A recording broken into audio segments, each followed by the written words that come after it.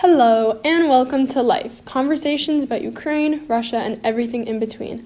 My name is Emily Kessler, and I am glad you've tuned in today. First off, I want to introduce my friend, Stefany Pugach. She is Ukrainian, and she is my friend from school, and I'm very excited for her to be able to share her perspective with you today. Being Ukrainian, she has a perspective that I don't have, and has family in Ukraine, and her parents are both from Ukraine. So, without further ado, welcome, Stefany. Where are you from? I am originally from Ukraine. Where are your parents from? So my parents are from Dnieper, Ukraine, born and raised, both of them. So do you visit Ukraine, and tell me what you think about like your country before, and just tell me about how you feel. Okay, so although I grew up in America mostly, I spent most of my life here. I visited Ukraine very often, every other year or every 2 years, as much as we could. I spent as much time as my family could allow there, just because most of my extended family and all my grandparents stayed living in Ukraine up until the war. Generally, my thoughts are that, I always have very positive thoughts of Ukraine just because it's time spent with my family. Usually it was summers and time off school. And I was able to make connections with people that I hadn't seen in a while. And like I said, actually spend time with my family and not through a screen. So all of that was very beneficial. Once I got older and started traveling around Ukraine, I started going out, making my own friends, doing activities in the city, and traveling on my own throughout Ukraine. I got a lot, I guess I had a lot of different experiences, some good and some bad. So I was able to see the life of the country and of people outside of my immediate circle of family. So overall, my impressions were always good. It was always very, very different from my life in America. However, some similarities remained.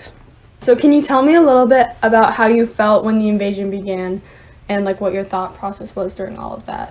Well, I remember that day very clearly. It was a Wednesday night. I had just gotten home from a service at my church, actually, and I was sitting at home just chilling on the couch, and then my mom and I hear the news. We're on our phones, we see the news, we see what's happening, and we aren't able, in this exact moment, my mom tries calling her sister, so my aunt, and we can't get a hold of them. And after the strikes began, or about 6-7 hours before the strikes began, my uncle knew something was going to happen, or he heard news that something was going to happen, so they were already packing up to leave the country.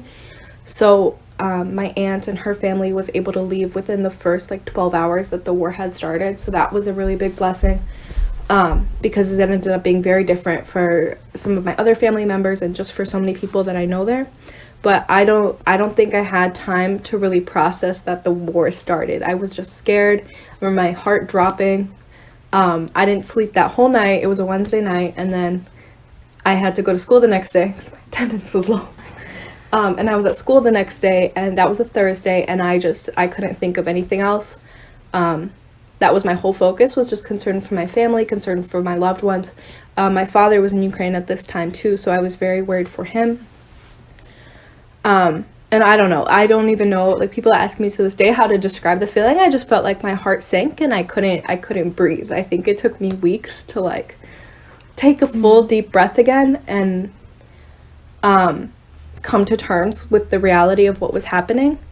And I think tensions were really, really high when the war started. So I grew up in America around so many Russian people. I have so many Russian friends. I had Russian people that I would hang out with at school. And the second day after the war started, so the war started on a Wednesday, and that Friday at school I ended up getting in an argument with a Russian guy who tried to tell me that Ukraine deserved what was happening to it and why Russia was right in this scenario. And it was very, very shocking, very unsettling to me, because I felt like the world was on the side of my people, the side of my country.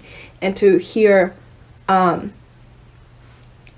Americans, basically an American who has an American citizenship and grew up with the privileges of America his whole life, try to defend Russia to me and tell me why the reason that my family is in danger, the reason why my dad is in Ukraine, is deserved was absolutely shocking to me. And this sentiment remained with a lot of the community I was around. So I think it was very, very hard to know that my family was out there, and at times I didn't know where they were or the state of their safety. But not only was it an issue overseas, in my own community, surrounded by the friends and the families that I grew up around, there was so much tension between Russian and Ukrainian communities. So I know that you were talking about how you organize transportation. Can you talk a little bit about that and like explain? Yeah, so it was very difficult in the early days of the war. The first few weeks, trains were overcrowded. Any type of public transportation became almost inaccessible because of how busy it was, how packed to the brim all the buses and all the trains were to get to the western border. So that's the border through Poland. Now, people left Ukraine in other ways, but primarily that's what I was focused on, because I have some extended family on the border of western Ukraine, like right next to Poland, like 20 kilometers away, so I was able to have connections there. Now, all the transportation that my mom and I were able to organize was mostly out of Dnieper because it's a central city in Ukraine, so you have to mostly get a train or go by car. And what we ended up doing was live maps and live train schedules that we knew were true. We just helped promote those because Ukrainian servers, so much of Ukrainian internet was crashing, and because Russia was not only physically attacking Ukraine, but cyber attacking it as well. So servers were down. Most of the train schedules, all the websites that usually would show transportation before the war were shut down. So, or were not accessible to most of the Ukrainian public. If they were connected to any Ukrainian Wi-Fi, it was very, very hard to get access to it. Now most people had to go through a VPN, or they'd have to see physical copies, or most of the time it would be through social media. So that's how my mom and I got started working on this. My mom has a pretty large following in her city on social media, and so do some of her friends. So that's how we spread the exposure at first. Then with one of my friends who's still in Ukraine, we ended up making a website, and it was hard for him to get it up because he was in Ukraine. So we ended up working on this project together, and about every 2 hours I had to reset it and reboot it so people from Ukraine could access it, because it would continue getting shut down.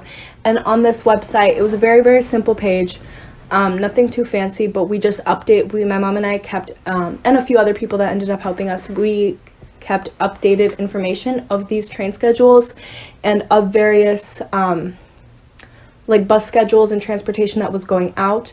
Not only was there trains and buses, but there was lots of people who had cars that were willing to give their cars so families and children could get out or could be reconnected, because during this time too, with all the chaos, there was a lot of families split up, especially if kids were, for example, with their grandparents, and their parents were in another city, which is very, very normal for Ukraine. You send your kids off to stay with their grandparents in the villages in the summertime. So many people like this were split up, and because I'm in a large city, most people don't own cars. Most young people don't own cars. Lots of single mother homes, they don't really need cars. They have public transportation. So people that did have cars and had extra seats when they were trying to drive out of the country or drive closer to the western border where it was safe, or people who were willing to give up their cars or had extra fuel or even car parts, we were able to update that information, their location, their contact information. So yeah, that's basically what we did. We just tried to make information more accessible to people through social media, and we had this site and this link that we were able to share throughout Dnieper. That's amazing that you were able to do that and help. A lot of people benefited from that then, I'm sure. Well, I hope as so. As many people as you could, yeah. Yeah, I think in a situation like that, when you're so far away, it's really, really easy to, at least for me and some of my friends, it was very easy to feel guilty about the amazing and blessed situation that we have here, where obviously we're not dealing with something like this. We're not running for our lives or trying to find safety or trying to live through full-on bomb attacks. So keeping myself busy with things like this, although it might not have had the biggest impact, knowing that I was doing my best to get this information out there and to help in whatever way I can, helped a lot during this really difficult time. Yeah. So how is your family? Like, do you know about them now, or like any experiences you had? Yeah. So most of my cousins, my immediate family, like my mother's siblings, they were all able to get out. First, they were in Montenegro for a little bit. Some of my family is staying in Poland. Some is in Germany, and some is in Amsterdam. So that's like my closest, my immediate cousins. I had a cousin who had a very difficult situation because her, like 2 streets down from her home, like 2 streets down from where she lives, that whole street was bombed, and she had a 2-month-old baby at the time. And her husband, this was after the martial law was passed, so men, able-bodied men, especially those who hadn't served, were not able to leave the country. So she had to flee with her 2-month-old baby while her husband stayed. So thankfully, this was like my other cousin, so her sister was there, was in Poland right away, like able to help and able to meet her, and then she ended up going to Germany for a while. But within the past 2 months, a lot of my family has come back to Ukraine. Not just my family, but so many people I know, and so many Ukrainian people in general, especially moms with their children whose husbands are back home, because government subsidies, like in countries like Germany and Poland, are running out. If they're unable to find work or unable to work because of small children, and their husbands can't send them money from Ukraine because of the war, it's a very difficult situation. So more and more people are returning to Ukraine every day. Other than that, my grandfather from my mom's side, he currently lives in Ukraine. He was very stubborn. He did not want to leave at first. He's like, my house is here. Like, if I leave, what's going to happen to my house? And then he finally agreed to explore the options of letting him leave when things got very tense just in the area that he lived. But it was too late for him to come to America. So now we're in the process, under the refugee status. So now we're in the process of just calling him here as family, because he does have 2 children who live in America. But we'll see how that goes. And then my grandparents on my dad's side, as well as my father, are still in Ukraine. They're just at an age now where it doesn't make sense to leave. They don't want to leave. They have their property, they have their land, and then various other sicknesses and health conditions that prevent them from doing so. And my father was in Ukraine previous to the start of the war, but he decided, even though he had the opportunity to leave, he decided to stay and enlist in the military there. So that was a decision that I really respect and admire, because he did not have to do that. He was not going to get called to serve anyway. He served 6 years before. As soon as he turned 18, he went into the military in Ukraine. So he served already. He had kind of like a sergeant level position. And he's fighting in the war now. Thankfully, I do have contact with him, and I do have contact with most of my family at this point. I have contact with all of my family in Ukraine. So that's a really big blessing, and this wasn't always the case throughout the war. But with him, we speak, like the best of weeks, we speak a few times a week, and he's okay, he's alive. He's gotten injured once. His car was totaled. The person in the car with him broke both of his legs. And all my dad had was a concussion and some bruised ribs. So that was a very, very scary time, because we didn't know exactly how hurt he was. We didn't know if there was internal bleeding, and everything is so delayed in Ukraine anyway. But even under that condition, he's not allowed to, he has to be in the army for a minimum of a year, because that's what he signed up for. Even if the war is not over after a year, he has to stay until the war is over. Oh, wow. So yeah, fun stuff. Yeah. Well, I'm really glad he's okay now. Yeah. Okay, so thank you for sharing that more personal information. So kind of, I know you don't know like like everything like overall Ukraine, but just kind of generally, like, how are people in Ukraine feeling right now, like versus the beginning of the war? And I know that there was a lot of gains in the past few weeks, and so I don't know if you know like kind of more about the overall So like I think the moral like strength of people and how they're feeling out about the war, from the beginning it was generally very optimistic. Ukraine, we could see throughout the media and through everywhere that Ukraine was very strong, very willing to fight. They weren't going to back down, and that goes down to like the very backbone and core of the people that I know there and the people there. So that sentiment remains true. That hasn't changed. However, I think people adapt. People are adaptable creatures. They adapt very easily, and most people have gone back to their jobs if they can. Most people are just living their daily lives. It's just the airstrikes and the sirens going off every few hours and the curfews have just become a part of their daily routine, and I think that's scary because that's when people start to lose hope and let their guard down. And yes, Ukraine has made tremendous advancements in the past few weeks, and they've been able to regain a lot of territory that was originally lost in the beginning of the war. And that's true, and we pray that, the strength of Ukrainian military and the soldiers there remains up, as well as like the people in general, but the sentiment definitely isn't as strong as it was before. We can see the world, for the most part, we've kind of forgotten about it. There was so much media exposure in the beginning, and now it's just something that you see when you scroll to the bottom of like your daily news email. So the updates are still there, the victory is there, the hope is not lost. I think it just, as people become more adaptable and get comfortable with this new routine in their lives, it does get a lot harder. Yeah. What do Ukrainians and like Ukrainian Americans like think about NATO and NATO intervention? And I mean, obviously it's different for everybody, but like, do you have any insight into that? Yeah, so I think, like speaking for myself and the opinions of like my immediate family, in the beginning of the war, NATO intervention was demanded. Like there's protests in Chicago every weekend for Ukraine, and that continues to be demanded. Now, it makes sense that there's regulations and stipulations, and why NATO hasn't responded to this very much. It makes sense why Ukraine wasn't added. There was before the war, and after the war, there's plenty of corruption throughout the country. Now, this doesn't excuse anything that's going on, but it remains a fact. So I think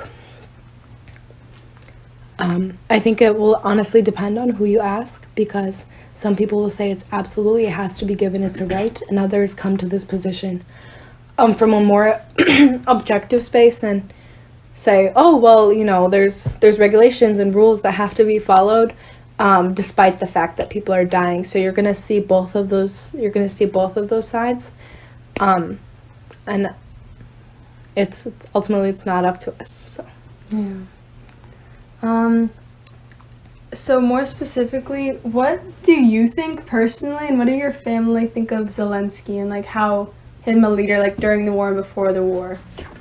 Well, personally, I think that there was very few people that could have gotten media attention the way that he did when the war started, because he utilized it. He has a good knowledge of how just media and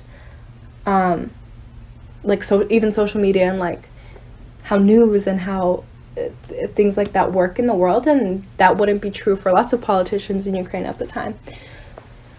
And it's true that his approval rating went like crazy, like through the roof once the war started.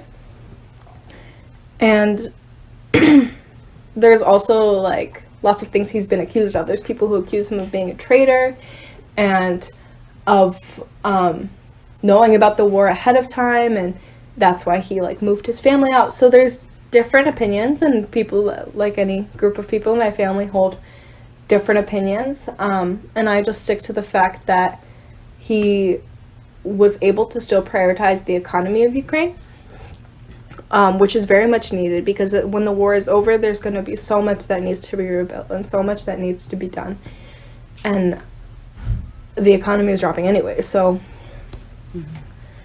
there's that. But I think, like I said in the beginning, there was very few people that could have gotten the media attention that he did and been able to handle that in such a way that it actually benefited the people of Ukraine. So I think that's cool, especially because before the war began, people saw him as president as so much of a joke. Like, I used to watch him on, like, a comedy show on Ukrainian cable when I was a kid. He was a judge on, like, an improv show. So I think lots of people didn't think that he would be able to handle this crisis, this war, this horrible situation, even almost genocide, the way that he has. And I have to respect and commend him for that. Now, that doesn't make all his decisions right, because there's definitely a lot of sketchy stuff going on. But I feel like Ukraine always has sketchy stuff, and governments everywhere have sketchy stuff going on. And there's a reason he was elected. People were tired of the normal like greed and the normal corruption. We can see the same thing even in, like, America when Trump was elected. Like, there's a reason 54% of the country elected him. So there's a reason Zelensky was elected, and for now it's worked out. I mean, time will only tell, right? So. Okay, just one last question. What do you wish the world knew about this war? What I wish? Well, I think people know that people are dying, right? It's a war. So I would want the world to know completely and utterly that Russia is in the wrong, and that the Ukrainian people are not giving up. They're not done. They're going to fight. They're going to get their land back. And they're going to rebuild their country, and, like, I have no doubt in my mind that it will happen.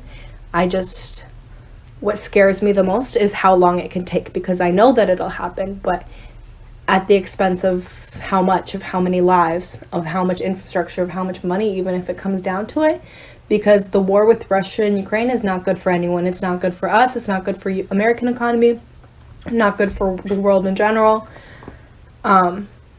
So even I think if it takes people to accept this selfish approach, or, like, the selfish stance on how the war personally affects their lives, their economy, their future, I think even if it comes down to that and not the lives of the people and the people getting mutilated and these kids that are getting blown up into pieces, if it doesn't come down to that, at least think about how it affects your daily life, and how it's going to affect your next 10 years even.